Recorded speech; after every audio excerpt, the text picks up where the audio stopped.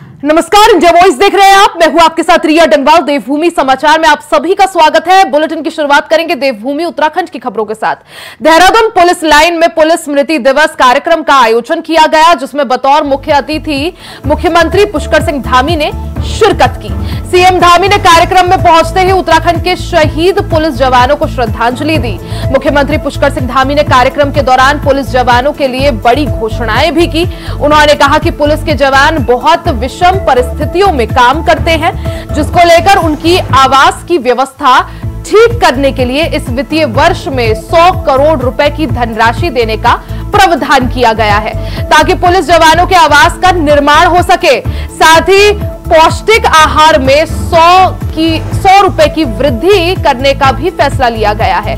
9000 feet की ऊंचाई पर काम करने वाले जवानों का 200 रुपए प्रतिदिन का भत्ता और 300 रुपए बढ़ाने का भी ऐलान किया गया है। वहीं सीएम ने कहा कि 3500 रुपए निरीक्षकों और सहायक उप निरीक्षकों का वर्दी भत्ता भी बढ़ाने का प्रावधान आगे के समय पर किया जाएगा।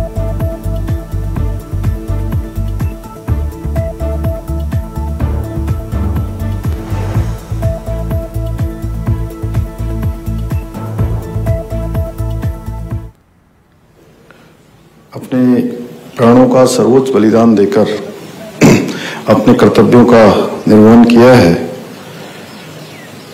इस अवसर पर यह दिन हम उन्हीं को समर्पित करते हैं जिन्होंने देश की सुरक्षा के लिए अपना सर्वोच्च बलिदान दिया। और आज के इस अवसर पर मैं संपूर्ण भारत के उन सभी वीर पुलिसकर्मियों, अर्धसैनिक बलों के बलिदानियों को भी अपनी श्रद्धांजलि अर्पित करता हूं, जिन्होंने अपने कर्तव्यों का पालन करते हुए राष्ट्र की रक्षा के लिए अपने प्राणों का न्यौछावर किया। मैं सभी वीर बलिदानियों के परिवारजनों और वीरांगनाओं को भी श्रद्धापूर्वक नमन करता हूं, जिन्होंने अपने प्रियजनों को देश की सेवा में अर्पित कर दिया। उनका अतुलनीय त्याग और समर्पण हमेशा हमारे स्मरण में रहेगा। और इस स्मृति दिवस का विशेष रूप से प्रायोजन भी यही है कि आने वाली पीढ़ियां भी उनका स्मरण करें। देनी पड़ती है। और अभी पुलिस महानिदेशक जी ने बहुत विस्तार में बताया कि पूरे देश के अंदर 216 अर्धसैनिक बलों और विभिन्न राज्यों के पुलिसकर्मियों ने अपना सर्वोच्च बलिदान दिया। और राष्ट्रीय पुलिस स्मारक आने वाली पीढ़ियों को न केवल हमारे जवानों की वीरता और साहस की गाथाओं से परिचित कराएगा, बल्कि उन्हें कर्तव्य निष्ठा और राष्ट्र सेवा के प्रति प्रेरित करने का एक सशक्त माध्यम भी बनेगा। पुलिस स्मृति दिवस का दिन न केवल हमारे वीर जवानों को श्रद्धांजलि अर्पित करने का अवसर है, बल्कि आज का दिन हमें यह भी स्मरण कराता है कि हमारा पुलिस बल अपनी कर्तव्य निष्ठा, साहस और अद्वितीय समर्पण के साथ प्रतिदिन अपने दायित्वों का निर्वहन करता है। पिछले कुछ वर्षों में हमारी पुलिस ने अनेक चुनौतियों का सामना किया है, चाहे वो आतंकवाद के रूप में हो या देश के विभिन्न क्षेत्रों में नक्सलवाद हो या प्राकृतिक आपदाएं हो या फिर कानून व्यवस्था से जुटी जटिल परिस्थितियां हो। हर परिस्थिति में हमारी पुलिस ने अदम्य साहस और वीरता, विवेक का अभूतपूर्व परिचय दिया है। साथियों, हमारे राज्य की अंतर्राष्ट्रीय दो सीमाएं नेपाल और चीन से मिलती हैं, वहीं अंतर्राज्यीय हिमालय और उत्तर प्रदेश से भी जुड़ी हुई है। इसलिए हमारा प्रदेश भौगोलिक और सामरिक दृष्टिकोण से राष्ट्र की सुरक्षा के लिए अत्यंत संवेदनशील और महत्वपूर्ण राज्य है। ऐसे में हमारे राज्य में शांति और सुरक्षा को बनाए रखने में हमारे पुलिस कर्मियों की भूमिका और भी महत्वपूर्ण हो जाती है। मेरा मानना है कि किसी भी राज्य की पुलिस व्यवस्था उस राज्य की सुरक्षा और समृद्धि का एक अभिन्न स्तंभ है। हमारे राज्य की पुलिस भी सेवा की भावना के अनुरूप कार्य करते हुए शांति, कानून व्यवस्था बनाए रखने के लिए अनेक चुनौतियों को, जैसे नशा, साइबर क्राइम, महिला अपराध, यातायात व्यवस्था, चारधाम यात्रा, भूस्खलन, कांवड़ यात्रा आदि का प्रबंधन करती है। इस वर्ष भी जैसा अभी बताया गया 4 करोड़ और 40 लाख से अधिक श्रद्धालुओं का आगमन हमारे चारों धामों में हुआ है, इसके अतिरिक्त भी अनेक स्थानों पर देश और दुनिया के चाहे पर्यटक हो, तीर्थयात्री हो, श्रद्धालु हो, हमारे राज्य में आते हैं और राष्ट्रपति जी, उपराष्ट्रपति, प्रधानमंत्री जी समेत अनेक हमारे महानुभाव, उनके जो प्रवास होते हैं, उनके कार्यक्रम होते हैं, उसको भी सफलतापूर्वक संपन्न करवाने का काम करते हैं। अभी वैश्विक शिखर सम्मेलन और चाक, उसमें भी पुलिस ने अपना योगदान दिया और भी अनेक अवसरों पर। इस अवधि में उत्तराखंड पुलिस के जिन 4 अधिकारियों और कर्मचारियों ने ड्यूटी के दौरान अपने प्राणों का बलिदान दिया है, उनका विवरण निम्नवत है। अपर उप निरीक्षक नागरिक पुलिस कांता थापा, जनपद उत्तरकाशी से। मुख्य आरक्षी 29 नागरिक पुलिस गणेश कुमार, जनपद उत्तरकाशी से। आरक्षी 106 सशस्त्र पुलिस गणेश कुमार, जनपद उधम सिंह नगर से। और आरक्षी 10 सशस्त्र पुलिस गोविंद सिंह भंडारी, जनपद उधम सिंह नगर से। देश भर के इन सभी शहीद पुलिस जनों को मेरा कोटि कोटि नमन। साथियों, पुलिस एक वर्दीधारी संगठन है जिसे सदैव अनुशासन में रहना होता है। हम पुलिसकर्मियों को जनहित में जोखिम उठाना पड़ता है और इसी ड्यूटी के दौरान अपनी प्राणों की आहुति देनी पड़ती है। पुलिस का कार्य पूरे वर्ष 24 घंटे 7 दिन का होता है और पुलिस थाना कभी बंद नहीं होता। प्रतिदिन नए किस्म के अपराध, शांति व्यवस्था की चुनौतियां, आपदा और आंतरिक सुरक्षा की जटिलताएं पुलिस के लिए नित नई चुनौतियां पेश कर रहे हैं। पुलिस की इन्हीं कार्य परिस्थितियों के दृष्टिगत माननीय मुख्यमंत्री जी के नेतृत्व में और उनके संरक्षण में राज्य सरकार द्वारा पुलिस कर्मियों और उनके परिवारों के हितार्थ समय समय पर कई कल्याणकारी योजनाएं स्वीकृत की गई हैं। पुलिस कर्मियों की आवासीय व्यवस्था को बेहतर करने के उद्देश्य से राज्य सरकार द्वारा अवमुक्त धनराशि से 380 नए आवासीय भवनों का निर्माण कराया जा रहा है। कार्मिकों की कार्यकुशलता बढ़ाए जाने हेतु अनावासीय भवनों के निर्माण हेतु पुलिस सरकार द्वारा अवमुक्त धनराशि से पुलिस थाने, पुलिस चौकी, फायर स्टेशन और पुलिस लाइन के नए प्रशासनिक भवनों आदि का भी निर्माण कराया जा रहा है। जवानों के आवागमन को सुविधाजनक बनाए जाने हेतु इस वर्ष पहली बार सरकार ने 1105 वाहनों का नियतन निर्धारित किया है और पिछले वर्ष इसी में से 29 करोड़ रुपए से हमने 223 वाहन क्रय किए गए और इस साल भी 25 करोड़ रुपए से 127 वाहनों के क्रय की प्रक्रिया प्रचलित है। पुलिस विभाग के कर्मचारियों के सम्मान, कार्यकुशलता और दक्षता को बनाए रखने के लिए माननीय मुख्यमंत्री जी द्वारा उनकी पदोन्नति की समस्या पर भी विशेष ध्यान दिया गया है और विभिन्न श्रेणी के 197 पुलिस अधिकारियों कर्मचारियों ने पदोन्नति पाई है तथा विभिन्न श्रेणी के 524 पदों पर पदोन्नति की प्रक्रिया गतिमान है। पुलिस विभाग में कल्याणकारी योजनाओं के अंतर्गत पुलिस कार्मिकों के मेधावी बच्चों को प्रोत्साहित किए जाने हेतु छात्रवृत्ति की योजना चलाई जा रही है, जिसमें इस वर्ष 377 पुलिस कर्मियों के मेधावी बच्चों को 28 लाख रुपए की छात्रवृत्ति स्वीकृत की गई। मृतक पुलिस कार्मिकों के परिवार के 38 सदस्यों को इस वर्ष पुलिस आश्रित के अंतर्गत सेवा योजन प्रदान किया जा चुका है तथा 55 मृतक पुलिस कर्मियों के आश्रितों को पुलिस शहीद कोष से 1-1 लाख रुपए की आर्थिक सहायता स्वीकृत की गई है। पुलिस सैलरी पैकेज के अंतर्गत मिलने वाले इंश्योरेंस से अब तक 15 करोड़ 80 लाख की धनराशि मृतक कार्मिकों के परिवारजन को अनुग्रह राशि के रूप में प्रदान की जा चुकी है। इन योजनाओं से उत्तराखंड पुलिसकर्मी और उनके परिवारजन लाभान्वित होते रहते हैं, जिसके लिए हम आपका और सरकार का धन्यवाद ज्ञापित करते हैं। वहीं मुख्यमंत्री पुष्कर सिंह धामी ने वर्चुअल माध्यम से लालकुआ बांद्रा सुपरफास्ट ट्रेन को हरी झंडी दिखाकर रवाना किया।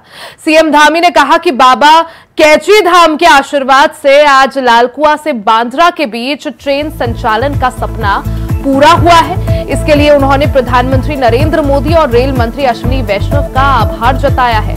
उन्होंने कहा कि इस ट्रेन के संचालन से रामपुर, मुरादाबाद, गाजियाबाद, हजरत निजामुद्दीन, मथुरा, सवाई माधोपुर, कोटा, वडोदरा, सूरत जैसे रेलवे स्टेशन से जुड़े लोगों को यात्रा करने का आसानी से विकल्प मिलेगा। इसके साथ ही मुख्यमंत्री ने कहा कि लालकुआ बांद्रा रेल सेवा शुरू होने से बाबा कैची धाम, जागेश्वर और भी कई धार्मिक स्थलों के दर्शन के लिए आने वाले श्रद्धालुओं के लिए यात्रा का एक बेहतर विकल्प मिलेगा।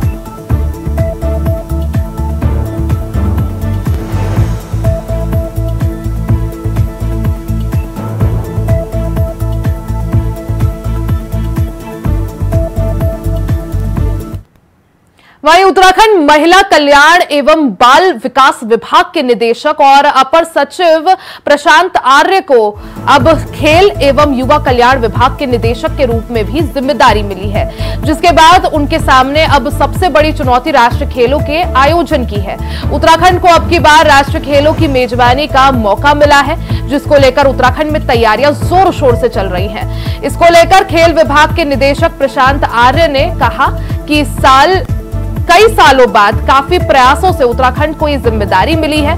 साथ ही उन्होंने आगे कहा कि राष्ट्रीय खेलों के आयोजन के लिए हमने अलग अलग टीम और कमेटी का गठन किया है, जिसके साथ आउटसोर्स पर हमने सेवाएं भी ली हैं और फील्ड वर्क पर गति बढ़ाने की आवश्यकता है। बड़ी जिम्मेदारी और एक तरह से बहुत बड़ा इवेंट है जो कई सालों में काफी प्रयासों से राज्य को मिला है। जनवरी में इसका प्रस्तावित है तिथि, उसके अकॉर्डिंगली ऐसा नहीं है कि काम नहीं चल रहा है। ऑब्वियसली सारी things are moving on, teams बनी है, कमिटीज बनी है, आउटसोर्स पे हमने हायर करी है, सर्विसेज हायर करी है, एवरीथिंग इज गोइंग फाइन। हाँ, ये है कि कुछ तैयारियां जो फील्ड पे हैं उसके लिए हमें गति अपनी बढ़ानी है, उस पर भी डे टू डे सुबह शाम मॉनिटरिंग चल रही है। तो मैंने ज्वाइन करा है और जैसे आपने कहा कि चैलेंज और अपॉर्चुनिटी दोनों है, तो एक राज्य के लिए एक अच्छा काम है जिसको हमें बेहतर तरीके से करके अन्य आने वाले आके जो नेशनल गेम्स होंगे उसके लिए भी एक मॉडल बनाना है कि उत्तराखंड में भी जिस तरह से गेम हुए थे, तो this is the best model which can be easily replicated. तो इसी पे हमारा पूरी टीम, हमारा सचिव साहब, मंत्री जी, माननीय मुख्यमंत्री जी, सभी का दिशा निर्देश पे हम लोग इस काम को बेहतरी से करेंगे। वहीं नैनीताल से बड़ी खबर आप सभी को बता दें, जहां कांग्रेस का शक्ति प्रदर्शन शुरू हो गया। जी हां, कांग्रेस का कमिश्नरी घेराव का कार्यक्रम है। नेता प्रतिपक्ष यशपाल आर्य के नेतृत्व में कमिश्नरी घेराव किया जाएगा। इस दौरान कमिश्नरी घेराव करने महारा समेत कुमाऊं के कांग्रेस विधायक शामिल होंगे। हजारों कांग्रेस कार्यकर्ता भी कमिश्नरी घेराव में शामिल है। बदहाल कानून व्यवस्था, भ्रष्टाचार और अतिक्रमण पर कांग्रेस का यह हल्ला बोल, लोगों के उत्पीड़न को लेकर कांग्रेस का हल्ला बोल जारी है। तो नैनीताल से बड़ी खबर, जहां लॉ एंड ऑर्डर को लेकर कांग्रेस ने सरकार को घेरना शुरू कर दिया है। नैनीताल में कांग्रेस का शक्ति प्रदर्शन शुरू हो गया है। कांग्रेस का कमिश्नरी घेराव का आज कार्यक्रम, नेता प्रतिपक्ष यशपाल आर्य के नेतृत्व में कांग्रेस के कार्यकर्ता कमिश्नरी का घेराव करेंगे। इस दौरान कांग्रेस के प्रदेश अध्यक्ष करण महारा समेत कुमाऊं के बड़े दिग्गज नेता भी इस कार्यक्रम का हिस्सा है। हजारों कांग्रेस कार्यकर्ता कमिश्नरी का घेराव करने के लिए मौजूद है। बदहाल कानून व्यवस्था और भ्रष्टाचार और अतिक्रमण जैसे तमाम मुद्दों पर कांग्रेस बीजेपी सरकार पर हल्ला बोल की तैयारी में है।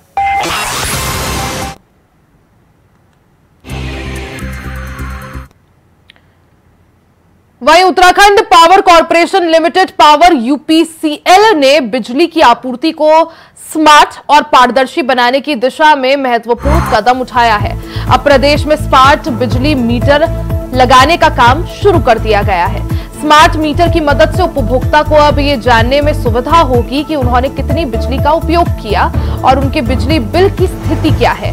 ये पूरी प्रक्रिया उपभोक्ता के लिए न केवल पारदर्शी होगी, बल्कि उन्हें समय समय पर जानकारी प्राप्त करने में भी आसानी होगी। वहीं प्रदेश में स्मार्ट लिमिटेड लगाए जाने को लेकर अब उत्तराखंड में सियासत का दौर भी शुरू हो गया है। कांग्रेस का आरोप है कि प्रदेश में महंगाई चरम पर है।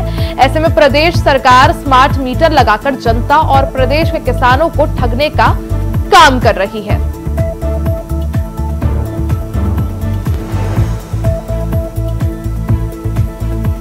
तो देहरादून से एक खबर, जहां Uttarakhand power corporation limited UPCL ने बिजली की आपूर्ति को और ज्यादा स्मार्ट और पारदर्शी बनाने की दिशा में महत्वपूर्ण कदम उठाया है।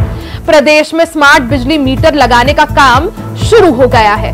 स्मार्ट मीटर की मदद से उपभोक्ता को अब ये जानने में सुविधा होगी कि उन्होंने कितनी बिजली का उपयोग किया है और उनके बिजली बिल की स्थिति आखिर क्या कुछ है।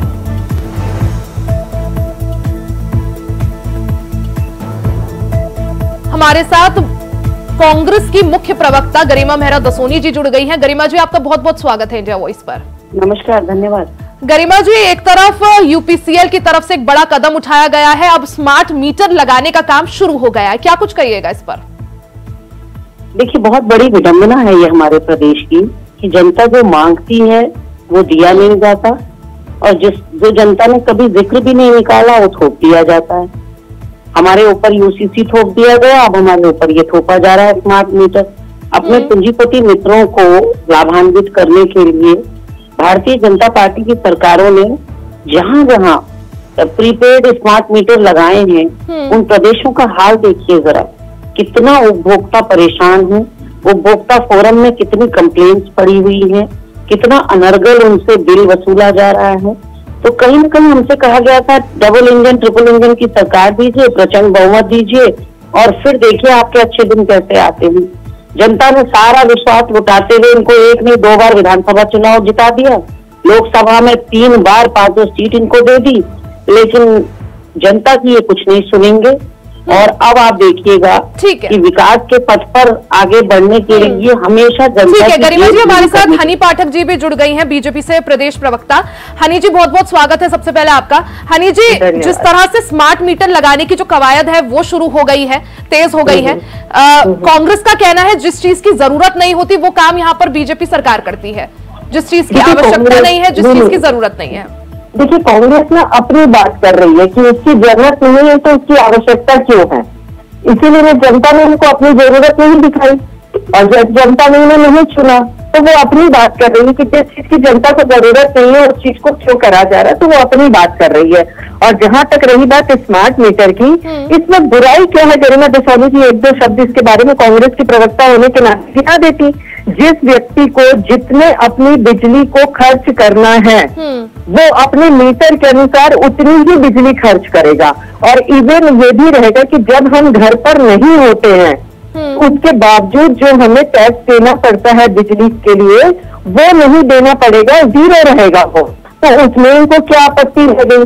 तो ये सारी चीजें अगर एनालाइज करी जाए तो ये देखा है कि जनता को तो सबसे ज्यादा जरूरत कांग्रेस की नहीं है, लेकिन कांग्रेस बुलबुलाती रहती, तड़पती रहती है, झूठे बातें करती रहती है। ठीक है, झूठा अगर स्मार्ट मीटर लग रहे हैं उससे जो उपभोक्ता है उन्हीं को सहूलियत होगी, कितनी बिजली का उपयोग किया गया है या बिजली बिल की स्थिति क्या कुछ है काफी आसानी से पता चल जाएगा, तो कांग्रेस को आखिर आपत्ति क्या? देखिए रिया जी, जब मैं किसी विषय पर बैठती हूँ तो स्टडी करके बैठती हूँ। हमें ऊर्जा प्रदेश कहा जाता है उत्तराखंड को। उत्तराखंड में उत्पादित होने वाली बिजली का मात्र 12% उत्तराखंड के प्रयोग में लाया जा रहा है, बाकी बाहरी प्रदेशों को दे दिया जा रहा है। तो उत्तराखंड वासियों को जो बिजली मिल रही है वो बहुत महंगे दामों में ऑलरेडी मिल रही है। जरा हनी पाठक से पूछिए, 7.5 साल इनको सत्ता पर काबिज हुए हो गए हैं, 7.5 सालों में 10 बार ये बिजली के दामों में बढ़ोतरी कर चुके हैं, यानी कि इनके पास आमदनी या राजस्व बढ़ाने का और कोई तरीका नहीं है, घूम फिर के उपभोक्ता बलि का बकरा बनता है। और ये बात मैं इस आधार पर कह रही हूँ, ये जो आधार पूछ रही है कि कमी क्या है, जिन प्रदेशों में स्मार्ट मीटर लगे हैं उन प्रदेशों की दुर्दशा और उन प्रदेशों के उपभोक्ताओं की कंप्लेंट्स देखिए, लंबी फहरिस्त हो गई है उनके पास, वो अपने उपभोक्ताओं की कंप्लेंट्स को ही नहीं देख पा रहे हैं।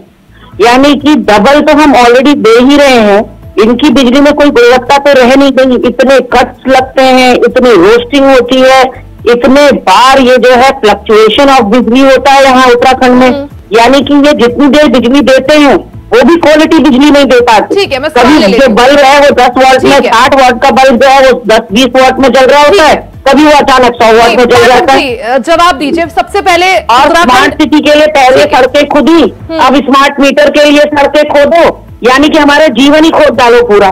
ठीक है गरिमा जी। पाठक जी, मैं खुद उत्तराखंड से आती हूँ, उत्तराखंड की स्थिति मैंने भी देखी है। उत्तराखंड को ऊर्जा प्रदेश कहा जाता है, उसके बावजूद आखिर क्यों बिजली दर जो है इतनी महंगी है? पानी की किसी तरह की कमी नहीं है, लेकिन पानी के बिल इतने ज्यादा आते हैं। जवाब दीजिए मैम। देखिए जिस हिसाब की ये बात कर रही हैं, अगर उत्तराखंड राज्य में भारतीय जनता पार्टी की सरकार ने कुछ नहीं किया होता, ये 7 साल की जहाँ तक बात कर रही है, तो जीएसडीपी में 25 गुना बढ़ावा नहीं है ना। नाबालिगों के संग दुष्कर्म किया है आप लोगों ने, तो कहिए राशन बारे में बोला, मर्यादा भ्रष्टाचार किया है पार्टी ने, तो मर्यादा क्या होती, बिना मर्यादा क्या के बैठ जाती है, अपने नाम के अनुरूप भी व्यवहार नहीं करती है। अरे मर्यादा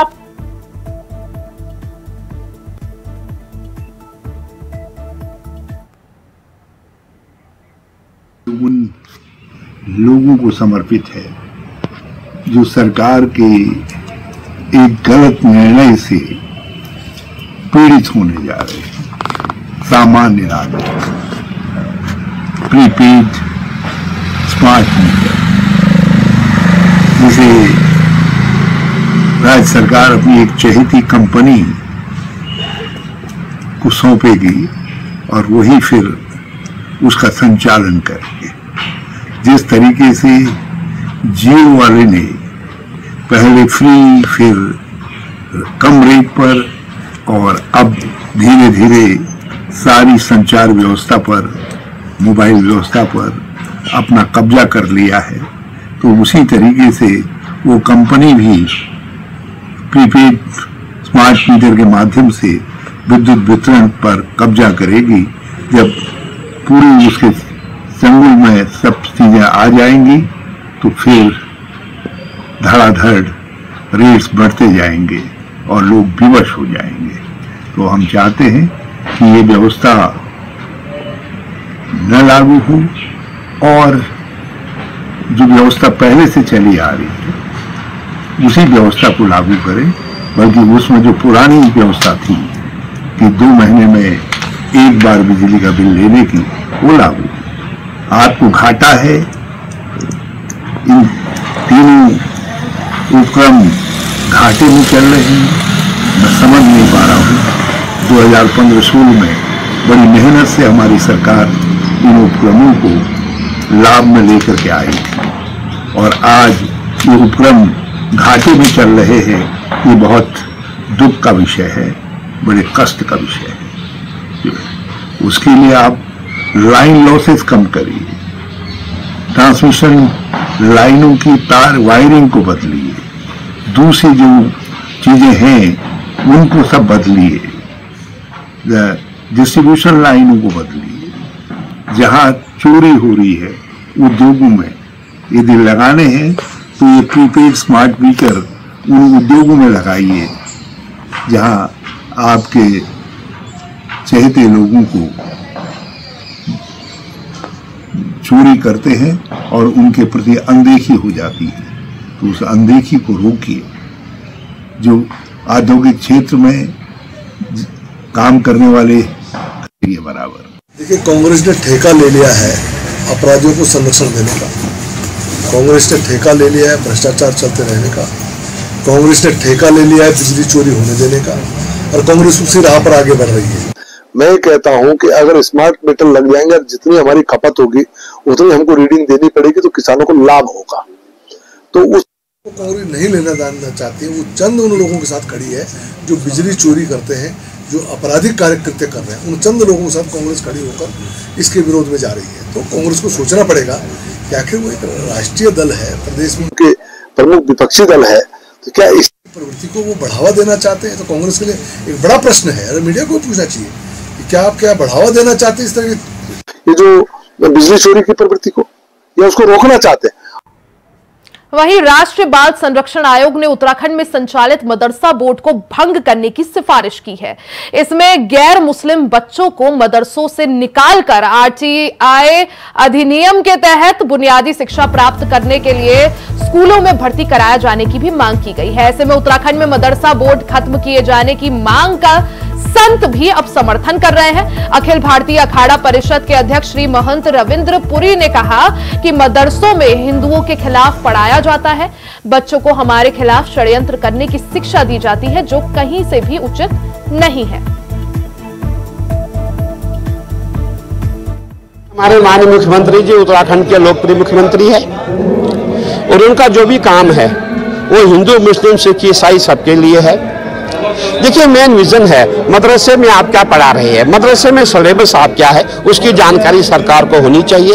और जो आप कट्टरता का जो पाठ पढ़ा रहे हैं वो पढ़ाना उचित नहीं है। हमें आपस में फूट डालना उचित नहीं है। हिंदू मुस्लिम बैर आपस में कराना उचित नहीं है। इसीलिए जो है मदरसे में क्या पाठ पढ़ाया जाता है उस पर जानकारी होनी सरकार को अति आवश्यक है। और सरकार ने पूरा प्रयास किया कि मदरसों में कंप्यूटर सिखाए जाए, मदरसों में अच्छी अच्छी बातें सिखाई जाए, अच्छी अच्छी बुक्स पढ़ाई जाए, परंतु इन लोगों ने उस पर ध्यान नहीं दिया। इसीलिए सरकार अपने हाथ में जो है पूरे मदरसे लेना चाहती है, ताकि जो भी हमारे बच्चे होंगे, आने वाली जो जनरेशन होगी, उनको सही एजुकेशन मिले, सही शिक्षा मिले और आने वाले समय में उनके बच्चे भी IAS IPS बड़े बड़े पदों पे वो पहुंच पाए।